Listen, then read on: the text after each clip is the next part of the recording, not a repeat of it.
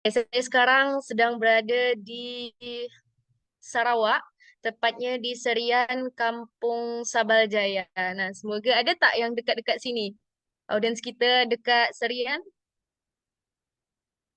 Sambil menunggu peserta yang lain gabung, saya ingin menyapa terlebih dahulu speaker kita malam hari ini. Ada Kak Walidia Khairiati Hisani. Apakah sudah ada di ruang obrolan? Tes, cek sound, Kak. Halo, Assalamualaikum, ini. Kak Wali. Waalaikumsalam. Bagaimana Ini ada kabarnya? sedikit kendala nih kayaknya nggak bisa on cam nih kayaknya. Oke. Tapi bisa share layar, Kak, bagi layar. Bisa, bisa. Ya, Bisa, bisa. Alhamdulillah. Aman. Oke, lain aman ya, Kak, jaringan. Oke, aman, aman. Alhamdulillah. Saya mau informasikan kepada Cik Tufan semua, kita ada beberapa sesi pada malam hari ini. Yang pertama, kita adakan sesi penyampaian materi oleh Kak Walidia seperti biasa. Kemudian ada juga sesi tanya jawab atau barang siapa yang mau berkongsi boleh mengaktifkan mikrofon atau boleh juga kita ketik Cik Tuan Puan semua ketik dalam kolom obrolan. Oke, sebelumnya boleh saya persilahkan kepada Kak Walidia untuk memperkenalkan diri terlebih dahulu. Saya persilahkan.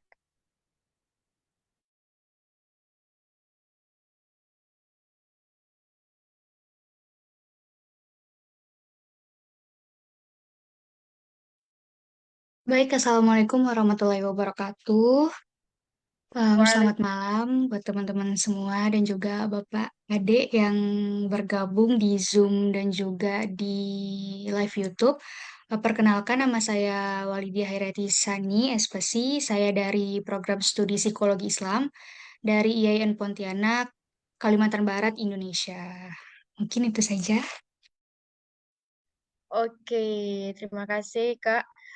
Seperti biasa, hari ini kita kedatangan tadi udah disampaikan beliau adalah alumni dari IAIN Pontianak, itu dari program studi psikologi Islam. Nah, sedikit penjelasannya terkait produktif without stress. Nah, seperti biasa kan kita pada siswa pada umumnya ataupun pada klien kita mungkin ketika berjumpa banyaklah ya orang yang merasa tak bisa produktif, tak bisa ngerjakan apa-apa karena merasa sibuk, tak bisa bagi-bagi waktu. Nah, itu yang bisa menimbulkan stres. Nah, sangat menariknya pembahasan tajuk pada malam hari ini.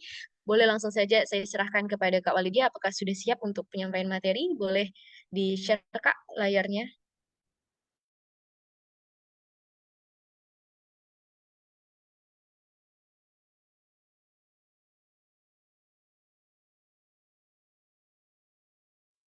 Oke, sambil menunggu saya informasikan juga kepada Cik Tuan Puan semua, jangan lupa untuk mengisi daftar kehadiran, nanti akan dibagikan di kolom obrolan. Oke, sudah kelihatan eh, PowerPoint-nya. Saya serahkan langsung kepada Kak Walidia.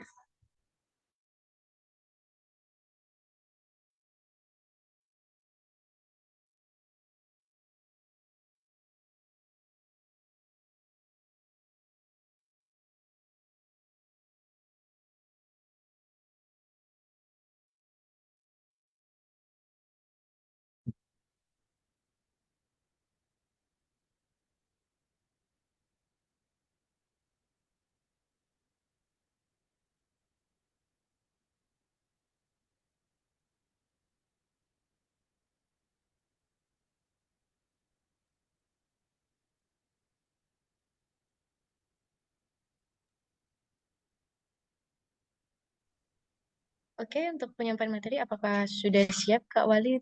Boleh langsung eh, saya serahkan sepenuhnya kepada Kak Wali. Silakan. Oke, karena tadi ada kendala dari laptop nggak bisa gabung ataupun nggak bisa on cam, jadi saya mohon izin untuk pakai HP, pakai handphone saya. Oke, sebelumnya saya ucapkan salam juga. Assalamualaikum warahmatullahi wabarakatuh. Perkenalkan nama saya Walidia Haryati Sani dari program studi Psikologi Islam, alumni Psikologi Islam IAIN Pontianak, Kalimantan Barat. Nah, jadi em, hari ini saya akan sharing-sharing sedikit tentang produktivitas without stress ataupun kita sering kenal dengan produktif tanpa stres. Nah, kalau misalnya ditanya apa sih produktif tanpa stres itu? Jadi produktif tanpa stres itu adalah kita produktif tapi apa ya tanpa adanya stres kayak gitu. Jadi banyak mungkin di antara orang-orang ataupun kawan-kawan semua yang mungkin banyak orang yang ingin lebih produktif ataupun banyak orang yang pengen supaya hidup produktif tapi mereka tuh apa ya punya banyak cara ataupun belajar dengan banyak cara tapi cara-cara tersebut tuh tidak sesuai ataupun tidak bisa diterapkan dalam kehidupan mereka.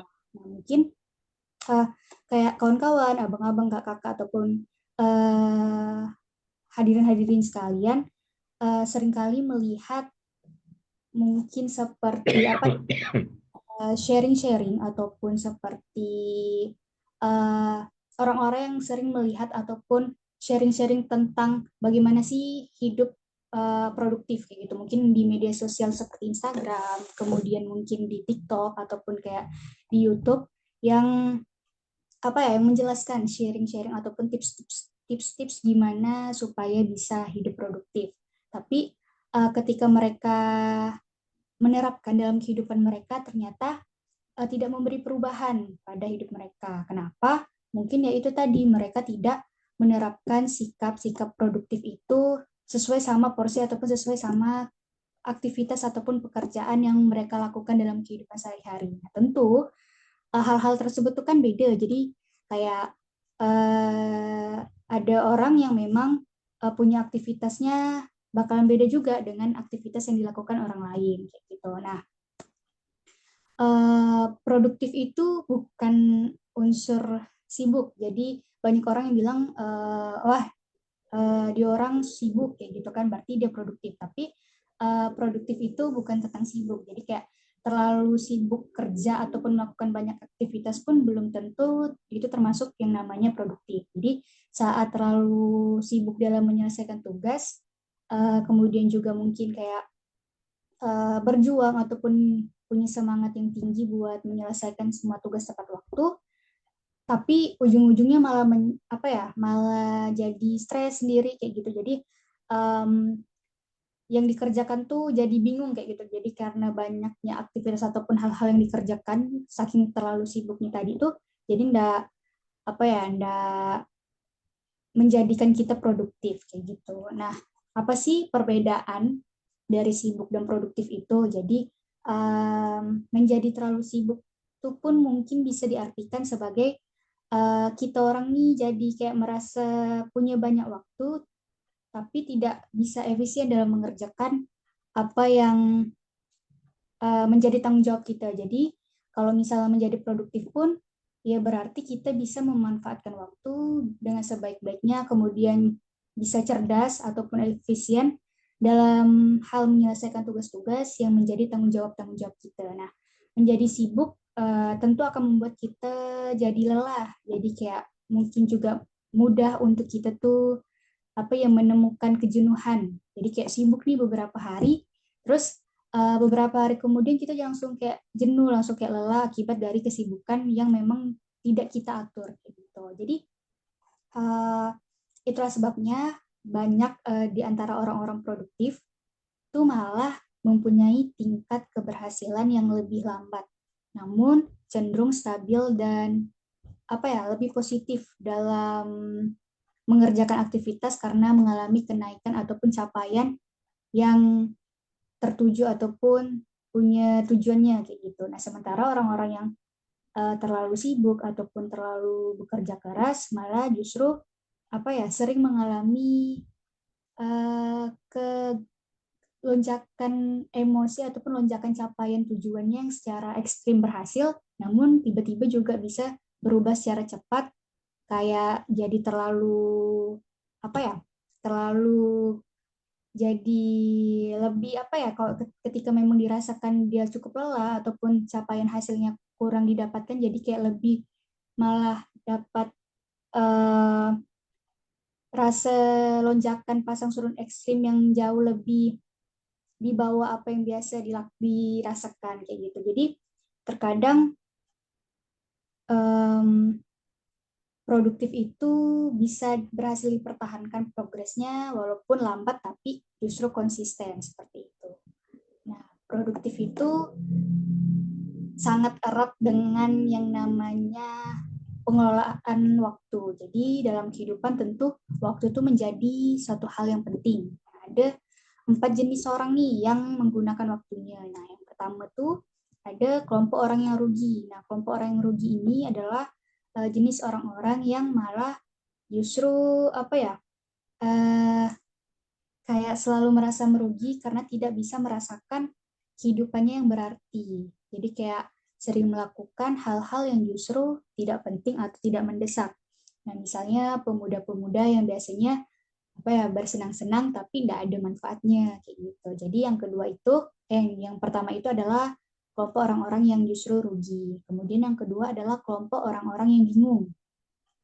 Kenapa kelompok orang yang bingung ini dikatakan sebagai kelompok yang biasanya mengerjakan hal-hal yang tidak penting tapi mendesak.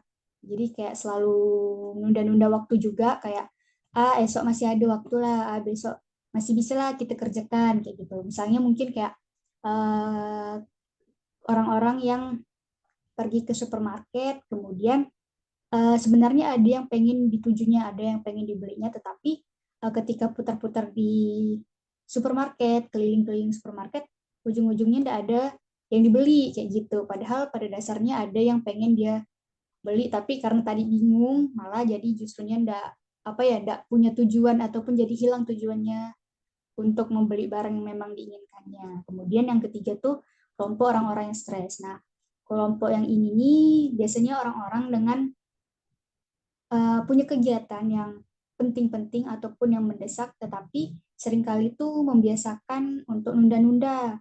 Jadi kayak eh, tiba ada waktunya, udah deadline ataupun tiba waktunya pekerjaan tersebut udah harus diselesaikan.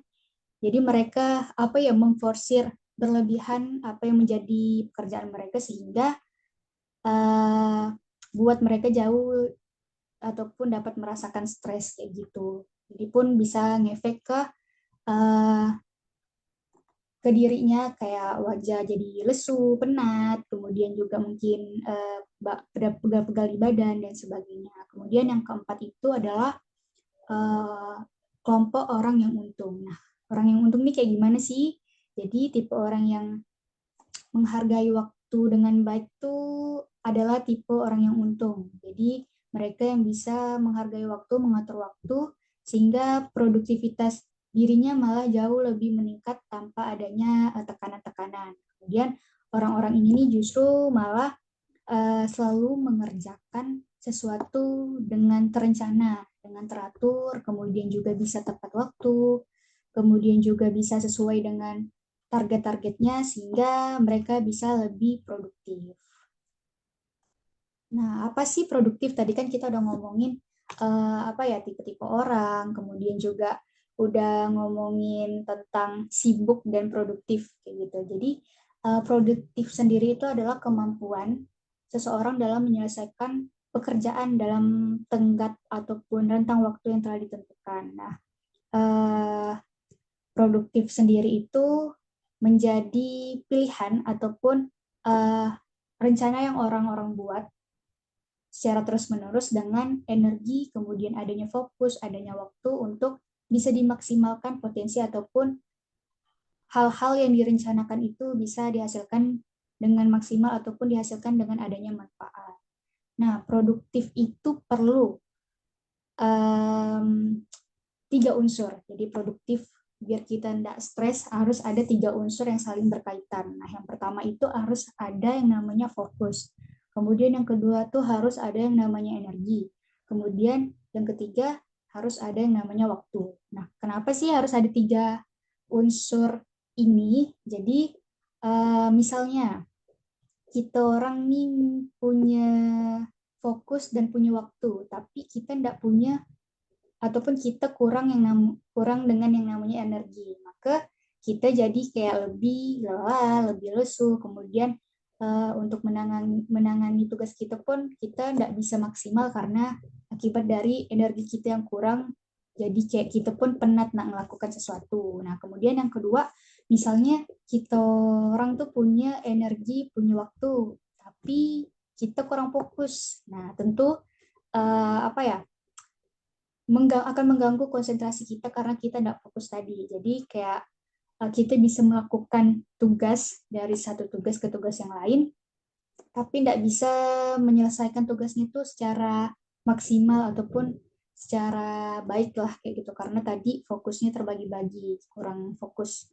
Jadi fokus juga penting untuk produktif biar kita tidak stres. Kemudian yang ketiga itu misalnya kita punya energi dan punya fokus, tapi kita tidak punya waktu malah untuk menyelesaikan atau bersikap ataupun melakukan hal produktif. Nah, karena kalau misalnya kita pun tidak punya waktu, ya kita tidak bisa menyelesaikan tugas-tugas ataupun aktivitas yang kita lakukan. Jadi ketiga unsur ini tuh sangat penting untuk apa ya, sangat penting dan saling berkombinasi, saling melengkapi untuk bisa kita melakukan yang namanya sikap produktif tanpa stres. Nah, kemudian produktif tuh membutuhkan yang namanya efektivitas dan efisiensi untuk mencapai hasil pekerjaan yang jauh lebih optimal sehingga tidak menimbulkan stres.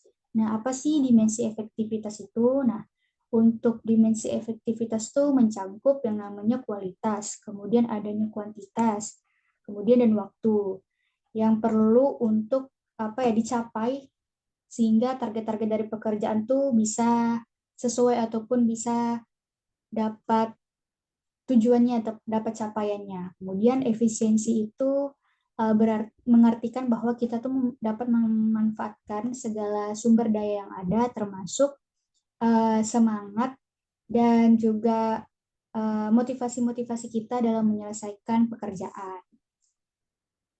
Oke, selanjutnya itu gimana sih ciri-ciri perilaku produktif tanpa stres? Nah, ada beberapa ciri-ciri orang yang punya perilaku produktif. Yang pertama tuh ada lebih dari memenuhi kualifikasi pekerjaan. Nah, maksudnya gimana sih?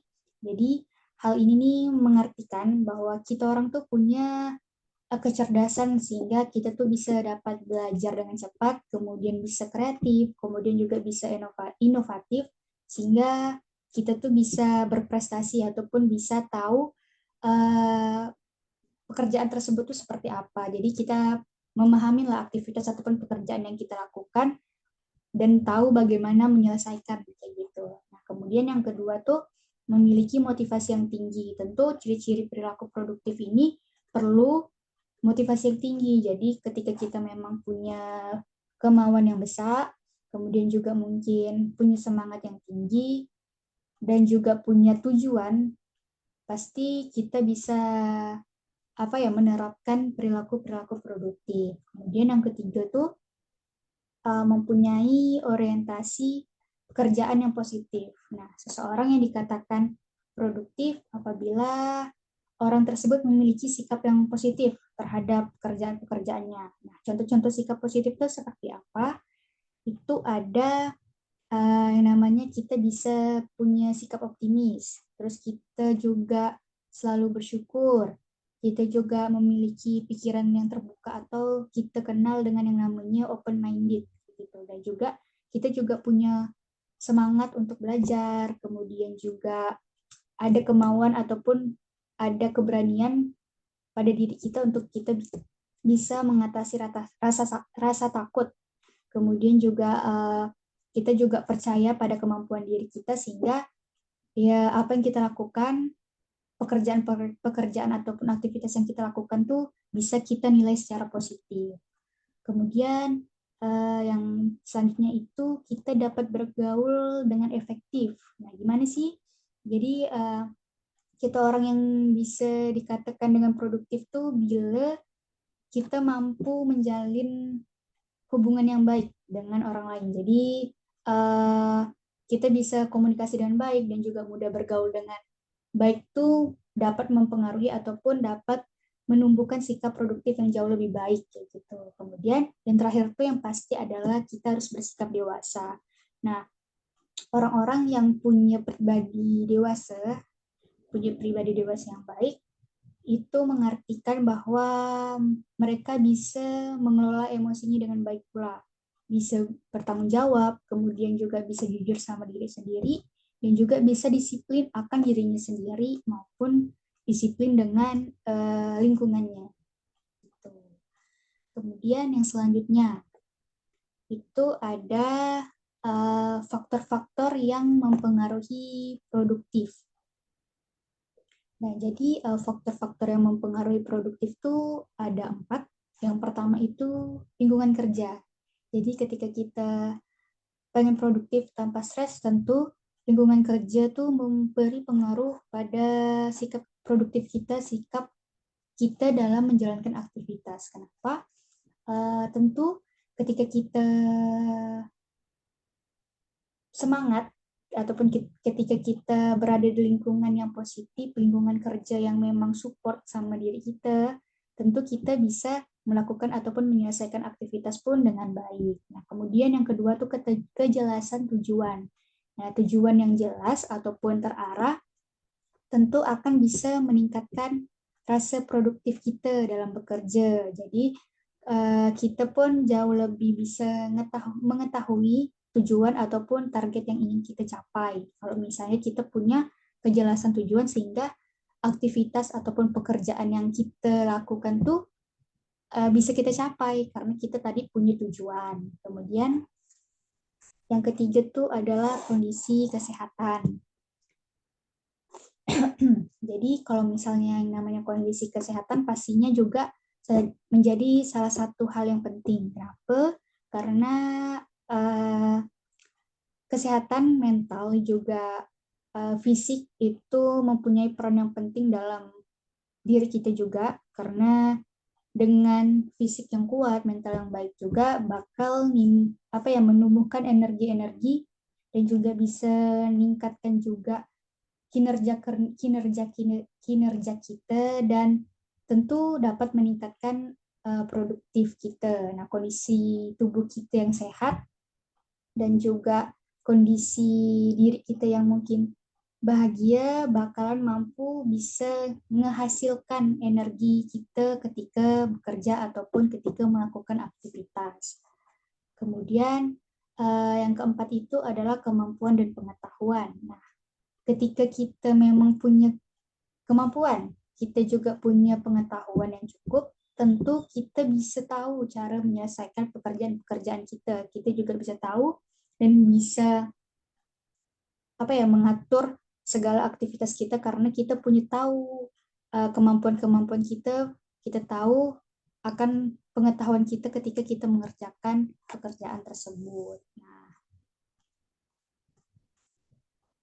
selanjutnya itu adalah penyebab kita orang biasanya tidak produktif, kemudian yang bisa malah menimbulkan stres. Nah, yang pertama itu kita terlalu menyepelekan persiapan-persiapan. Jadi kayak kita tuh suka nunda-nunda. Kita juga nggak punya perencanaan ataupun persiapan yang matang ketika kita mau melakukan aktivitas ataupun melakukan pekerjaan. Jadi ketika kita punya suatu aktivitas atau pekerjaan yang mau dilakukan tapi kita tidak punya persiapan, tentu hasil yang kita lakukan nantinya bakalan bisa berantakan ataupun tidak bisa mencapai target ataupun tujuan yang sudah kita tetapkan ataupun yang orang lain tetapkan ketika misalnya kita kerja. Kemudian yang kedua itu kita membuang banyak waktu untuk bersantai ataupun juga bermain hal-hal yang mungkin jauh tidak ada manfaatnya, seperti mungkin kita terlalu banyak bermain media sosial, terlalu berlebihan, tentu apa ya akan membuat waktu kita terbuang sia-sia ketika kita memanfaatkan media sosial tersebut memang tidak pada tempatnya ataupun tidak untuk hal-hal yang bermanfaat. Jadi bakalan apa ya pasti membuang waktu kita gitu. Kemudian yang ketiga itu kita terbiasa multitasking. Nah, gimana sih multitasking tuh? Jadi multitasking tuh kita ngerjakan dua atau lebih pekerjaan secara bersamaan, secara sekaligus, yang tentu kita malah butuh energi ataupun butuh performa untuk mengerjakan pekerjaan-pekerjaan tersebut karena dalam suatu waktu kita harus mengerjakan banyak hal. Nah, tentu itu bakalan bisa nurunkan energi kita, nurunkan performa kita, dan tentu akan mempengaruhi keproduktivitasan kita. Nah, tentu juga bisa menyebabkan konsentrasi kita ataupun fokus kita malah jadi terpecah. Selain itu juga mungkin ada peluang-peluang ketika kita nih banyak melakukan aktivitas ketika multitasking tersebut, jadi bisa ada peluang buat kita malah apa ya melakukan sebuah kesalahan karena tadi mengerjakan pekerjaan yang justru tidak maksimal sehingga kita bisa diprediksikan bisa apa ya dimungkinkan untuk mengulang pekerjaan-pekerjaan yang udah kita kerjakan tadi karena tadi ada kesalahan jadi kita ulang lagi malah karena tadi terlalu banyak pekerjaan yang kita lakukan. Dan tentu karena multitasking tadi ataupun karena tadi terlalu banyak melakukan pekerjaan di satu waktu yang sama, malah justru bisa menimbulkan rasa stres pada diri kita karena kita bisa saja merasakan cemas karena mikirkan pekerjaan yang satu, kemudian pekerjaan yang lainnya, kemudian aktivitas yang satu dan aktivitas lainnya. Jadi kayak kita cemas nih, mana yang nak kita selesaikan, mana yang harus kayak lebih bagus yang kita selesaikan kayak gitu. Jadi energi kita pun jadi terkuras karena banyaknya aktivitas tadi. Tapi dari multitasking ini kita juga punya sisi kelebihannya memang. Salah satunya mungkin ataupun dua di antaranya adalah pekerjaan kita jadi cepat selesai. Kemudian juga kita bisa menghemat waktu karena tadi kita melakukan pekerjaan dalam satu banyak pekerjaan dalam satu waktu. Tapi multitasking tersebut kita kecualikan ataupun kita bisa lakukan ketika memang kita melakukan ataupun kita melakukan aktivitas pekerjaan tuh yang memang mirip. Misalnya mungkin aktivitas ataupun pekerjaan yang memang proses-proses pengerjaannya itu juga sama kayak gitu. Jadi itu mungkin masih bisa kita kategorikan untuk melakukan multitasking sehingga pekerjaan kita jadi lebih cepat selesai dan bisa menghemat waktu. Kemudian gimana sih menjadi produktif tanpa stres? Nah, menjadi produktif mengartikan bahwa kita tuh bisa ngehargain waktu kita. Nah, kita bisa belajar menghargai waktu dan sadar bahwa waktu yang kita miliki dalam satu hari itu terbatas.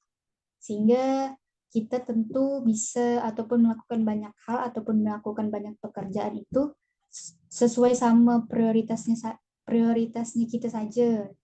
Jadi kita tahu dan kita paham dengan waktu yang kita miliki. Kemudian yang kedua tuh produktif itu tentang hal-hal yang berkaitan dengan manajemen waktu. Nah, mengatur waktu ataupun memanfaatkan segala hal ataupun segala alat yang kita punya dan yang bisa membantu kita untuk menyelesaikan tugas. Maksudnya, ketika kita bisa manajemen waktu dan kita bisa memanfaatkan hal-hal sekitar kita yang bisa mensupport pekerjaan kita untuk cepat selesai, itu jadi salah satu apa ya dukungan kita untuk bisa produktif. Kemudian yang ketiga, orang-orang yang produktif tentu tahu kapan harus dia sendiri tuh bisa beristirahat. Nah, ketika kita bisa meluangkan waktu kita untuk mengevaluasi ataupun bisa melihat kembali apa yang udah kita kerjakan pada hari itu tuh tentu menjadi suatu hal yang bisa kita koreksi untuk diri kita. Jadi kita bisa berorientasi pada hari itu untuk bisa melakukan aktivitas ataupun pekerjaan yang kita lakukan di hari esoknya ataupun di hari kedepannya. Nah, istirahat itu menjadi salah satu hal yang sangat penting ketika kita emang melakukan suatu pekerjaan ataupun suatu aktivitas. Karena kalau kita pun tidak istirahat, kita bisa kelelahan, malah membuat kita pun jadi mudah lelah, mudah penat juga, dan justru kita malah jadi mengalami stres dan juga bisa menimbulkan sisi-sisi ataupun sikap-sikap negatif. Nah, mungkin kayak ketika kita udah istirahat dan kita capek dan penat, kita bisa jadi kayak marah, kemudian juga mungkin mudah tersinggung, kemudian jadi tidak sabaran, ataupun kita bisa kayak melakukan keputusan ataupun mengambil keputusan yang salah gitu. Jadi istirahat itu penting supaya kita bisa menjaga kesehatan mental kita, menjaga fisik kita, sehingga kita bisa memastikan bahwa kesehatan kita itu penting, sehingga muncullah rasa kebahagiaan pada diri kita.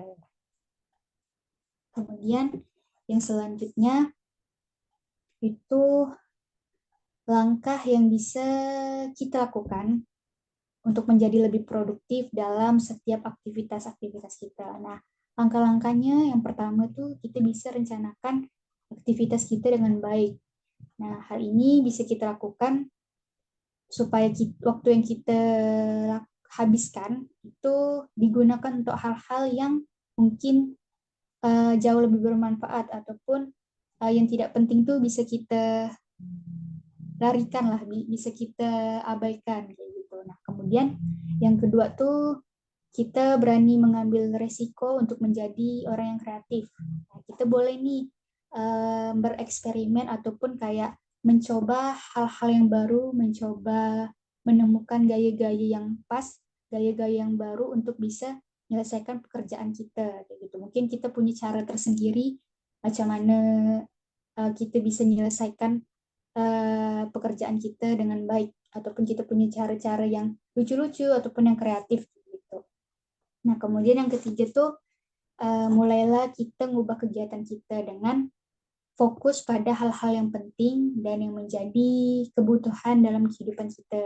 Kemudian yang keempat tuh kita manfaatkan waktu luang kita untuk bisa melibatkan diri kita dengan pekerjaan-pekerjaan yang kreatif ketika memang kita ada waktu luang. Misalnya mungkin kita orang suka bikin video. Nah, mungkin ketika ada waktu luang, kita bisa kayak jalan-jalan ke tempat makan, ataupun kita bisa ke coffee shop. Nah, kita bisa kayak buat vlog gitu kan, buat vlog ataupun kayak memvideokan diri kita ataupun orang-orang yang memang ikut kita jalan-jalan tuh jadi apa ya?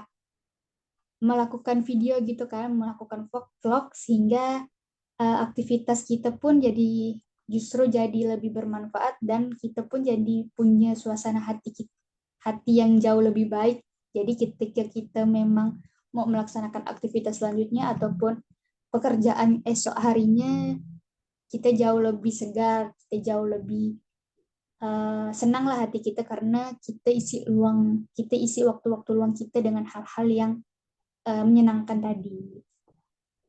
Jadi kemudian ada nih beberapa tips-tips orang-orang untuk melakukan ataupun merencanakan produktivitas pada kehidupan ataupun pada keseharian. Nah, di sini tuh ada yang namanya metode Ivy Lee. Nah, kalau metode ini bisa teman-teman lihat, itu yang pertama di malam hari buat daftar tugas-tugas yang harus diselesaikan esok hari, kemudian menentukan daftar list tugas tersebut, pun harus menyesuaikan pada tingkat kemampuan masing-masing kita orang, kemudian pada tingkat kebutuhan yang kita kerjakan juga. Kemudian yang kedua tuh kita urutkan tugas tersebut tuh dari yang terpenting dan ke yang kurang penting ataupun yang tidak terlalu urgent ataupun yang tidak terlalu desak. Kemudian yang ketiga tuh esok harinya kita kerjakan tugas yang ada di urutan yang pertama tadi, kita kerjakan sampai tuntas, kemudian jangan beralih ke tugas yang selanjutnya sebelum tugas kita yang pertama nih ataupun yang sebelumnya nih selesai ataupun kelar ataupun tuntas. Nah, kemudian yang keempat, jika kita memang udah selesai sama tugas yang sebelumnya atau tugas yang pertama tadi, kita boleh coret tugas tersebut. Nah, itulah mengapa kita disarankan untuk membuat to-do list ataupun daftar-daftar aktivitas kita yang kita mau lakukan di esok hari di atas kertas.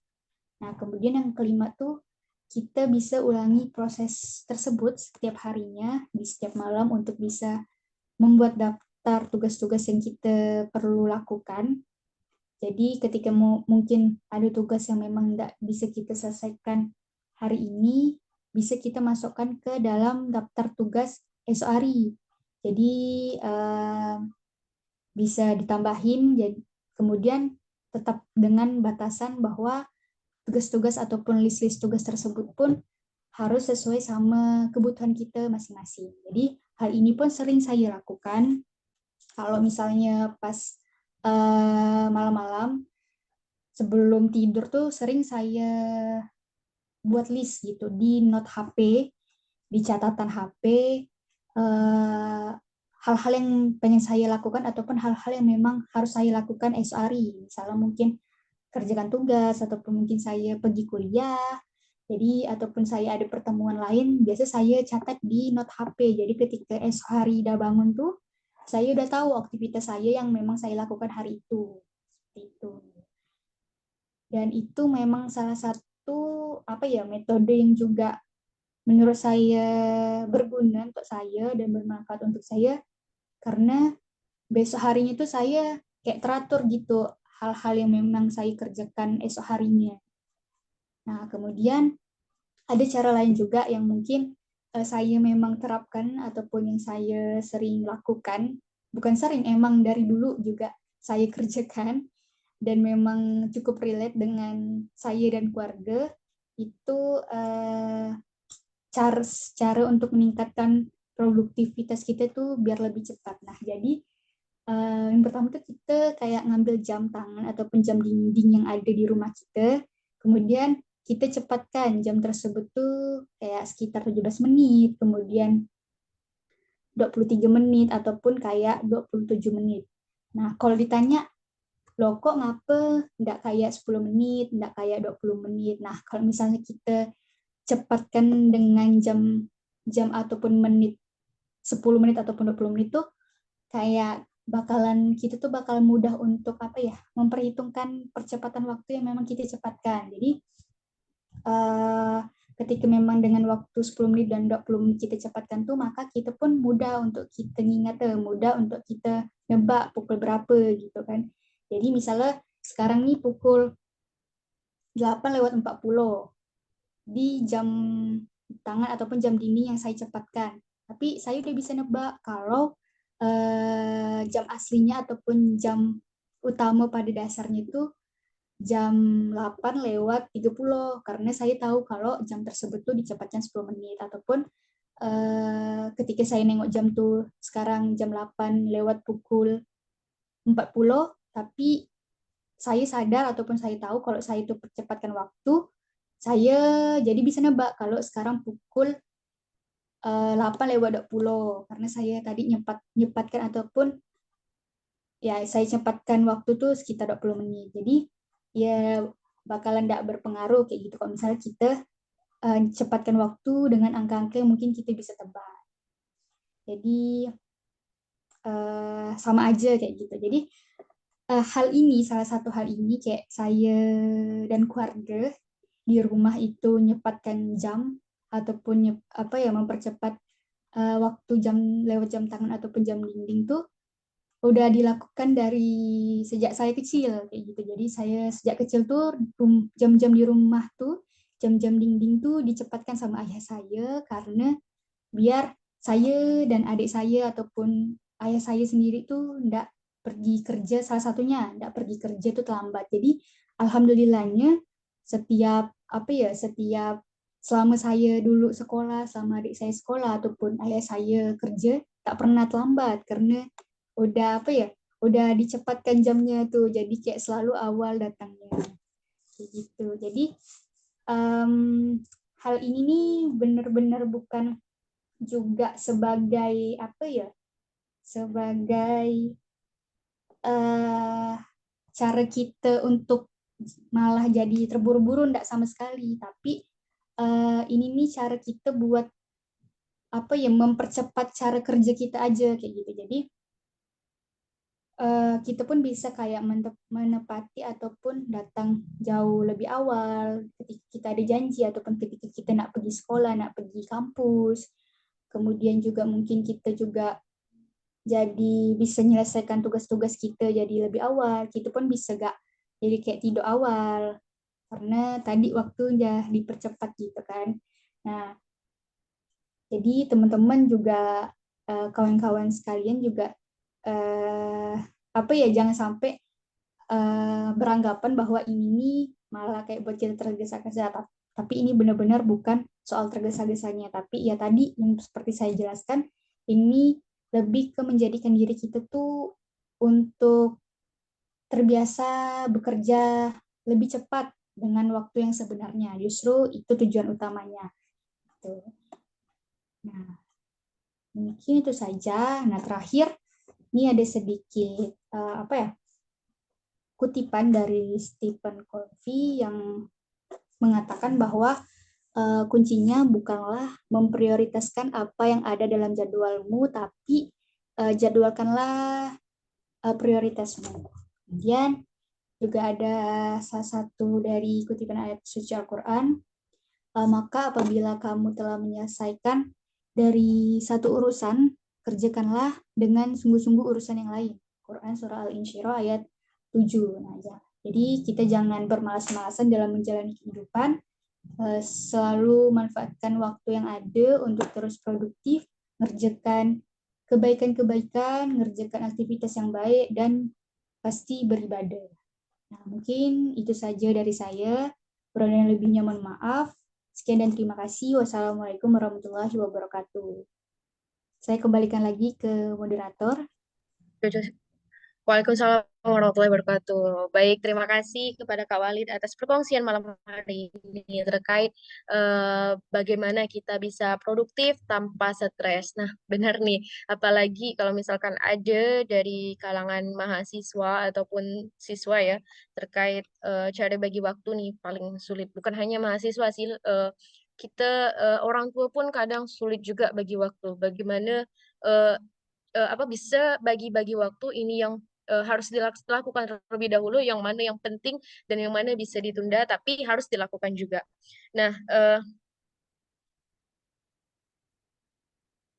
tadi saya ada baca atau mendengar penjelasan dari Kak Walid, narasumber kita terkait terlalu sibuk belum tentu produktif. Iya benar.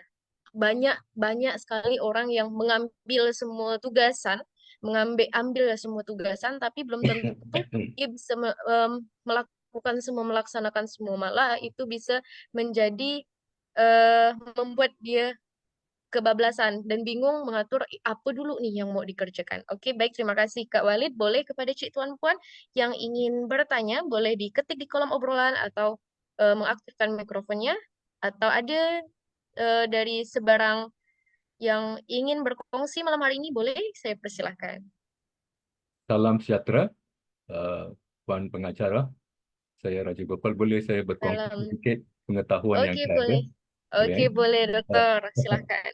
Nah, tahniah kepada saya ucapkan kepada Walidia, syabas, satu penyampaian ataupun presentasi yang menarik dan mencukupi mengikut tajuk. Saya sangat gembira lah hari ini duduk di sini dengar sebagai seorang mahasiswa yang baguslah. Productivity adalah satu-satu yang sangat-sangat penting. Itu adalah outcome kan. Jadi apabila kita buat satu-satu itu adalah satu proses. Dalam proses ini kita mesti fikir dan fahamkan ada beberapa idea yang saya ingin mengemukakan di sini. Ada satu prinsipal yang dinamakan prinsipal Pareto. Pareto, 20% usaha kita akan menghasilkan 80% produktiviti. Nombor satu. Yang kedua, tadi Walidia dia telah menceritakan mengenai metod Ivy Lee. Ivy Lee, kalau boleh, kalau masa-masa yang akan datang, boleh kita masukkan strategic thinking dan strategic planning.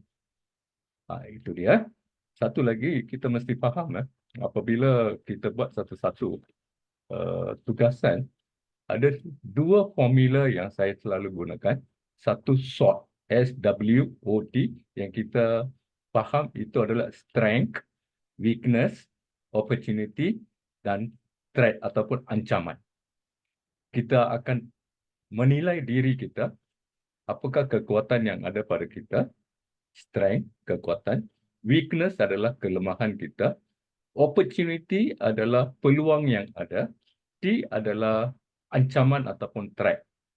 Tapi ada juga satu lagi yang saya selalu gunakan ini, SWOT, success without tears. Tajuk yang dibincangkan oleh Walidia adalah ini, success without tears. Satu lagi yang saya ingin berkongsi di sini, apabila kita buat satu-satu tugasan ataupun projek, kita mesti faham mengenai FEAR, fear. Face everything and run. Face everything. Kemudian, fight everything. Itu adalah berkaitan dengan mental management ataupun mind management. Mind management, kita selalu bincang mengenai time management, tapi sekarang, selain daripada time management, yang penting adalah mind management. Mind management adalah pengurusan minda. Pengurusan masa, pengurusan minda yang baik. Dan ini dia. Kemudian satu lagi yang sangat-sangat penting bagi saya ingat dalam dunia yang serba mencabar, kita masing-masing mengejar kecemerlangan. Jadi apabila kita mengejar kecemerlangan ini, kita janganlah letih, marah, sedih. Satu lagi yang akhirnya Walidia dia ceritakan tadi, bincangkan tadi, apabila kita buat satu-satu tugasan projek, pastikan apabila kita mengambil keputusan, jangan mengambil keputusan apabila kita terlalu gembira, terlalu sedih, terlalu marah. Ambil keputusan mengikut keharmonian minda kita. Keharmonian.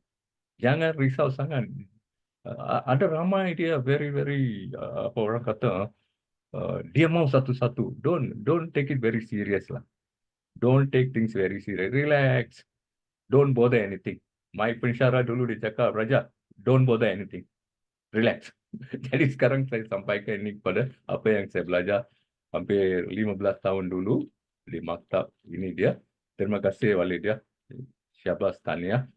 Teruskan usaha. Keep going. Wonderful. I really like it. The way you presented. Terima kasih. Bagus Tania. Oke, terima kasih Dr. Raja Gopal terkait perkongsian malam hari ini. Ada tadi saya menyimak terkait kita juga harus menilai nih. Kita harus menilai apa kelemahan dalam diri kita dan kita juga menilai atau melihat apa kelebihan dalam diri kita untuk sehingga kita bisa produktif dalam segala aktivitas kita. Kemudian tadi juga udah disampaikan terkait kita harus manajemen waktu tadi oleh Kak Walidia. Terus ada tambahan juga dari Dr. Raja Gopal, selain kita bisa manajemen waktu, kita harus bisa juga, kita perlu juga manajemen pikiran, manajemen minda kita. Jadi ini merupakan poin juga untuk kita dapat produktif dalam kegiatan sehari-hari. Nah, ini yang paling paling dari pesan tadi ini yang paling saya pengen saya terapkan tadi dari Dr. Raja Gopal itu yang pertama jangan mengambil keputusan. Jangan mengambil keputusan saat kita sedang merasakan terlalu apa? Terlalu marah, terlalu sedih, terlalu bahagia. Nah, bagaimana terima kasih saya ucapkan kepada Dr. Raja Gopal. Gimana ada tambahan Kak Walidia? Saya persilahkan. Atau kepada Tuan Puan yang ingin ada sebarang soalan, boleh diketik di kolom obrolan atau boleh juga di membuka mikrofonnya untuk berkongsilah kita malam hari ini.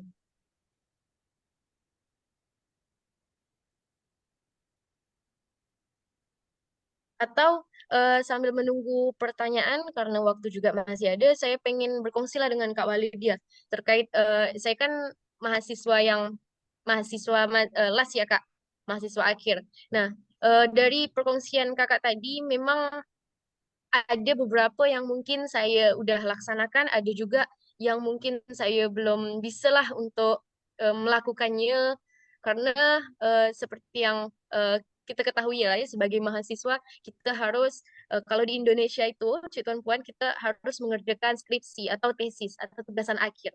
Nah, ini nih Kak, saya sendiri belum bisa manajemen atau saya belum bisa lah nih mengatur waktu untuk mengerjakan ini, membagi waktu untuk mengerjakan skripsi lah atau tesis tadi, atau mengerjakan eh, tugas-tugasan lain yang memang itu di luar dari apa tugasan kuliah. Nah, tapi saya juga tak mau apa, tak mau menepitkan atau eh, menyia-nyiakan kesempatan. Nah, itu bagaimana Kak tipsnya Kak supaya saya bisa produktif lah membagi waktu dalam mengerjakan tesis saya atau skripsi saya dan saya tak menyia-nyiakan nggak kesempatan yang mungkin di luar kampus. Bagaimana Kak? Bolehlah berkongsi untuk memberikan saya motivasi lah semangat terkait pengerjaan tugasan akhir saya. Oke, ini mungkin memang salah satu hal yang relate sekali karena saya pun dulu lumayan juga ngerjakan tesis saya, ngerjakan skripsi saya. Jadi kalau misalnya terkait tips-tipsnya, sebenarnya itu emang balik lagi ke diri kita masing-masing kan.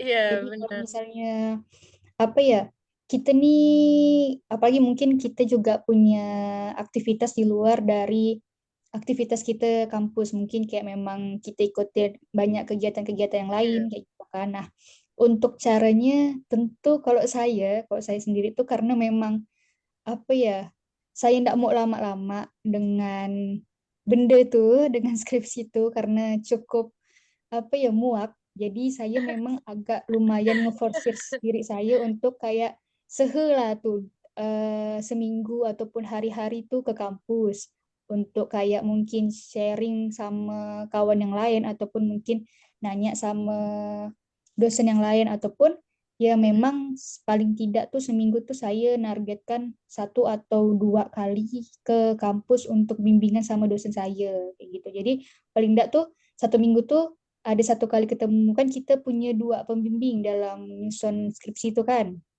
Jadi kayak 1 minggu tuh 1 kali ada ketemu sama dosen pembimbing satu dan 1 kali ada ketemu sama pembimbing dua gitu. Tapi balik lagi kan kita tak bisa gak nah apa ya nak menyesuaikan cuman cara orang lain tuh ataupun cara saya nak menyelesaikan atau penyusun waktu saya untuk ngerjakan skripsi itu karena balik lagi kita juga punya apa ya pembimbing masing-masing yang tentu mungkin punya karakternya yang masing-masing juga kan mereka-mereka gitu. Ada mungkin dosen yang ketika kita memang nak minta ketemu, nak minta bimbingan, beliaunya sibuk ataupun mungkin ya memang punya kesibukan yang jauh lebih banyak. Tapi ada juga mungkin dosen yang memang ringan kayak gitu. Jadi saya usahakan saya memang lumayan ngejar hal itu untuk selesai karena saya tidak mau Ya. lama-lama di situ karena saya tidak mau pusing di situ jadi saya pun nargetkan untuk memang setiap bimbingan pun saya langsung kerjakan revisinya ketika memang ada revisi kemudian kok misalnya ada salah ataupun saya masih bingung saya langsung tanyakan ke dosennya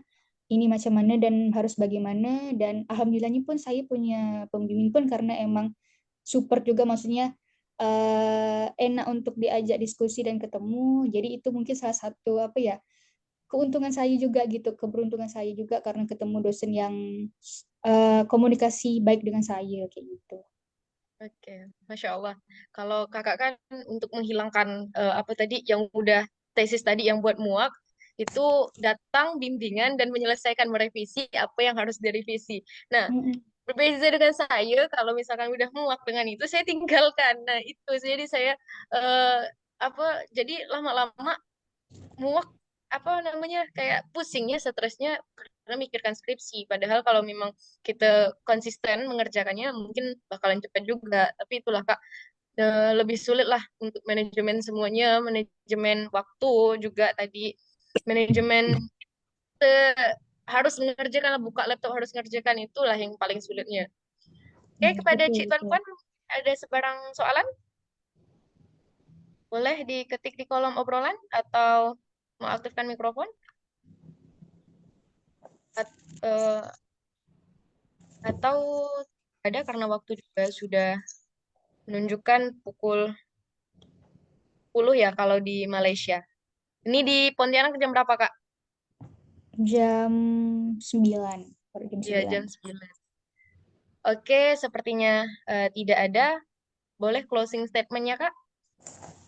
Oke, seperti yang udah disampaikan bahwa untuk menjadi produktif itu kita harus kenal dulu sama diri kita tahu dulu, harus tahu dulu apa yang menjadi kebutuhan ataupun aktivitas yang memang kita kerjakan dalam kehidupan kita sehari-hari. Nah, ketika kita memang udah kenal sama aktivitas kita, ketika kita udah kenal juga sama pekerjaan kita, tentu kita juga udah bisa apa ya, mengaturnya kayak gitu. Jadi kita bisa tahu mana yang jauh lebih prioritas, mana yang tidak kayak gitu. Jadi ya balik lagi sama diri kita sendiri, ketika kita memang mau bersikap produktif, ya kita niat dulu dan kita kenal dulu sama diri kita. Nah, mungkin itu saja dan saya ucapkan terima kasih kepada Bapak Dr. Raja Raja Gopal Gopal. Indonesia yang telah memberikan masukan-masukan yang dan menambah ilmu-ilmu juga untuk saya dan kawan-kawan semua. Saya Ya ucapkan juga Allah. ada konselor Anda yang telah memberikan saya kesempatan untuk jadi salah satu materi dalam agenda kuliah umum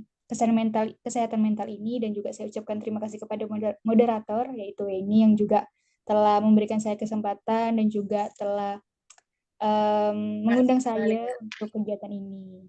Ya itu saja.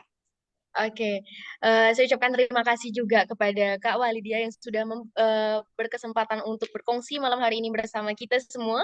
Saya ucapkan terima kasih juga kepada Cik Tuan Puan semua yang sudah hadir malam hari ini untuk mendengarkan sesi diskusi kita yang senantiasa kita laksanakan setiap hari Selasa dan Rabu pukul 9 malam waktu Kuala Lumpur dan pukul 8 malam waktu Indonesia bagian Barat. Saya ucapkan terima kasih kepada Cik Puan-Puan semua yang selalu hadir dan kepada Dr. Jagopal juga yang selalu berkongsi lah memberikan masukan kepada kita kuliah secara di apa Zoom ini. Kemudian saya boleh kita foto bersama kepada Cik Puan-Puan yang masih ada di dalam kamera. Oh ya, ada Cik Lili yang senantiasa juga hadir, ada Tuan Syarizal juga yang senantiasa hadir, Encik Sadli dan eh, masih banyak lagi yang semuanya yang selalu hadir mengikuti kuliah online. Oke, boleh yang masih stay di depan eh, HP atau laptopnya, phone atau laptop, boleh kita aktifkan kamera. Kamera kita foto bersama terlebih dahulu. Oke, langsung saja kita sama-sama foto bersama. Saya hitung 1, 2, 3. Lagi 1, 2, 3. Oke, saya ucapkan sekali lagi terima kasih kepada Kak Walidia yang sudah menyempatkan hadir berkongsi malam hari ini. Semoga ada kesempatan lagi Kak untuk berkongsi lagi bersama kita. Oke, saya akhiri. Mohon maaf lahir dan batin. Wassalamualaikum warahmatullahi wabarakatuh. Sampai jumpa semuanya.